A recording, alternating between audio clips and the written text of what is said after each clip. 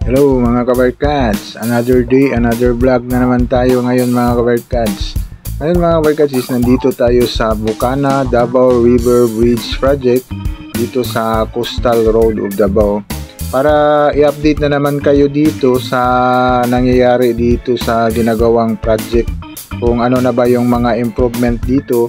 Last nag-update tayo is Visa DPWH is 73% na natapos dito sa project. Visa nakita ko ngayon is nasa 80% na siguro, kay dito na banda malapit na nag-connect itong dalawang pair at yung abutment dito na side sa kabila. Talagang target na target talaga nila ito ngayong November 2025 matapos itong project na ito, kasi napakabilis talaga itong CRBC, itong China na contractor. Ito yung latest update natin na February 24, 2025.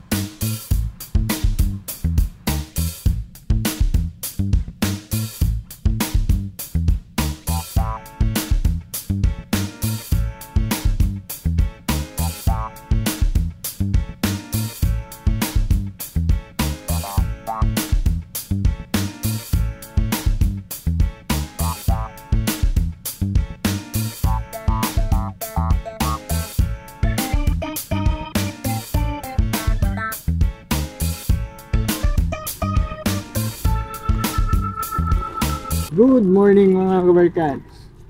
Ngayon mga kabarkads, is update na naman natin itong Davao River Bridge Project.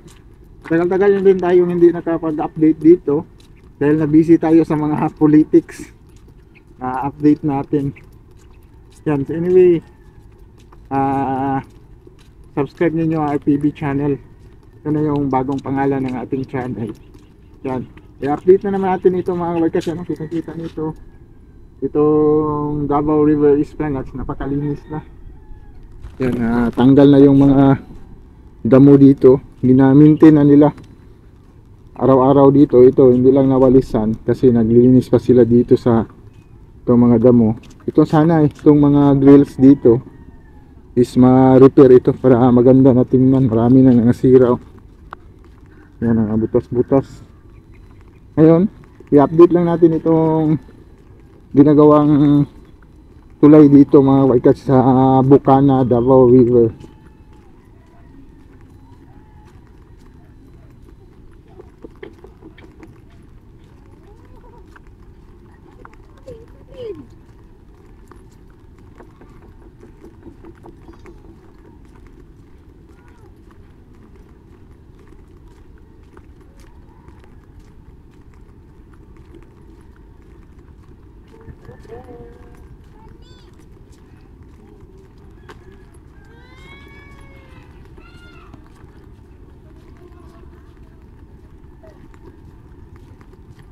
Yan, maganda na tingnan dito mga kabarkads. Yan, makikita natin dito. Isang ganda na tingnan.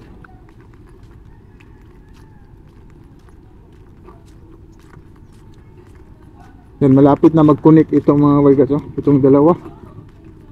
Kasi doon sa dulo is na gawa na sila ng kabli. May kabli na nakakapit na.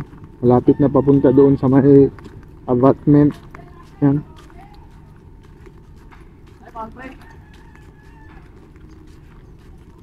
Ang bundag ko.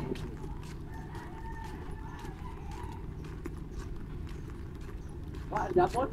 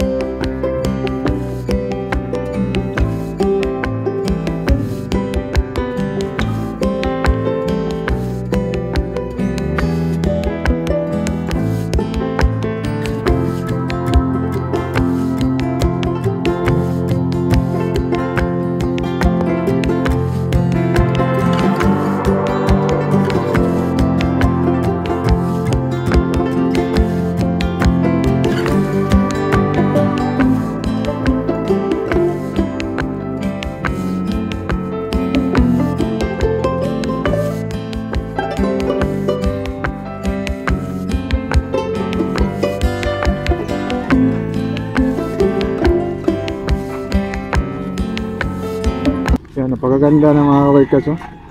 Kung nandito kayo, kasi ang ganda na tingnan.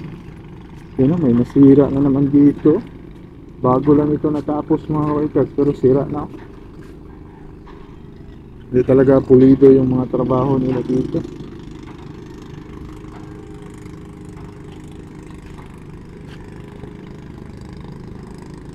Yan doon mga kabarkads, may isang kable na. Malapit na doon papunta ng abutment.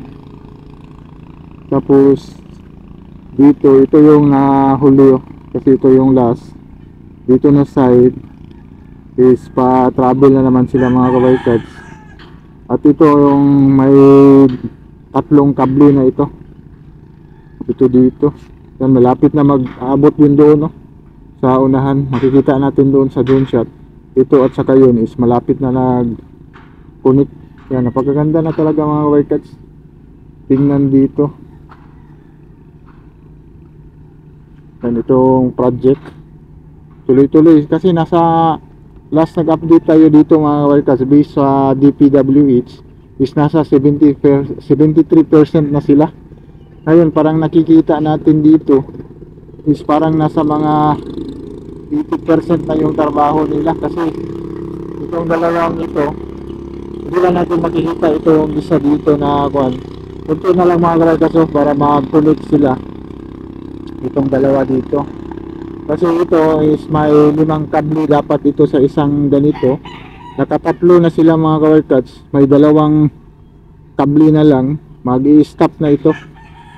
Ang magkukunik pag 5 kable na ito nakakapit, mag-i-stop na dito. Ito na yung magkukunik dyan sa kanya. So, tapos itong isa dito banda is malapit na din sila, may kable na siguro yun dito, hindi natin makita. Yan, para mag-connect doon sa abutment. Yan, napakabilis talaga yung trabaho nila mga kabarkads. Kasi ngayon is nasa February pa tayo, going to March na. May mga ilang buwan pa sila. March, April, May, June, July, August, September, October, November. May mga 6 na buwan pa sila. Pero ganito na mga kabarkads, kunting-kunti na lang mga kabarkads. Siguro sa middle ngayong taon na ito, baka magka-connect na itong dalawa ito at saka ito. Ito na lang yung kuan. Napaka dali lang talaga mga kabarkads. Ang matagal lang dito is yung foundation. Matagal talaga gawin yung foundation kasi ano, patitigasin pa yung ilalim. Pero pag magawa na sila ng flooring, napakabilis. Kasi itong sistema nito mga kabarkads, first time ako nakakita dito sa Davao City, or first time ito dito sa Mindanao na ginagawa na ganito, na klaseng tulay, na kable na lahat ang magkukunik. Wala nang gagawin na yung manual na girder. Ilalagay mo na yung mga girder dyan, pagkatapos mag-flooring. Ito ang sistema nito mga kabarkads is flooring at saka yung box builder yan tawag niyan. Parang isang box yung ginagawa dyan, diretso na flooring. Tapos yung wala nang kuwan sa ilalim eh, hindi nyo nakita na nagawa. Wala nang mga foundation sa ilalim ginagawa. Ano, walang foundation na maluwang yung ilalim, walang foundation kasi more in kable na sila. Sa ibabaw na sila lahat gagawin, tapos sa hawakan ng kable. Yan yung sistema dito. Yan, katulad dito sa tulay, sa may ilog, dapat magawa pa sila ng foundation dyan, o yung mga dating ginagawa is yung girder lang nilalagay, ipapatong dyan. Ito is wala na, more in kuha na sila mga kabarkads, sa ibabaw na sila. Tapos kaya mabilis yung trabaho nila dito. Yan o, napapansin nyo dyan, kaya mabilis yung trabaho nila kasi may tower crane. May tower crane doon, may tower crane dito, may tower crane dyan, may tower crane dito, may tower crane. Napakabilis nila mga kabarkads kasi yung mga bakal iangat, tapos may ilalagay sila. More in tower crane, hindi na mano-mano yung iakyat pa ng mga tao. Yan, matagalan. More in tower crane, napakabilis gawin, parang gumawa sila ng isang building. Yan, napakabilis talaga basta may tower crane. Yan, estimated na nila na matatapos talaga dito sa November itong project na ito. Yan, siguro mga kabarkads, ito lang yung update natin ngayon dito sa Bukana Davao River Bridge Project. Nandito tayo sa Davao Esplanades. Yan, update lang natin ito mga kabarkads. Napapansin ninyo, hindi tayo palaging uma-update na ng ganitong project kasi para tagapunta natin dito is may pagbabago talaga.